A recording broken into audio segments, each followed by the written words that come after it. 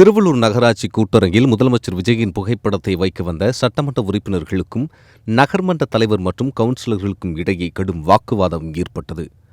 திருவள்ளூர் நகராட்சி கூட்டரங்கில் முதலமைச்சர் விஜயின் புகைப்படத்தை வைக்க வேண்டும் என கூறி சட்டமன்ற உறுப்பினர்கள் அருண்குமார் மற்றும் பிரகாசம் ஆகியோர் வந்தனர்.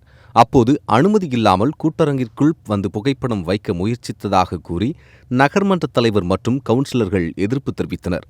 இதையடுத்து சட்டமன்ற உறுப்பினர்களை சூழ்ந்து கொண்ட நகர்மன்ற தலைவர் மற்றும் கவுன்சிலர்கள் கடும் வாக்குவாதத்தில் ஈடுபட்டனர். நகராட்சி அலுவலகத்தில் ஏற்பட்ட இந்த பரபரப்பு சம்பவம் அப்பகுதியில் அதிர்ச்சியை ஏற்படுத்தியுள்ளது.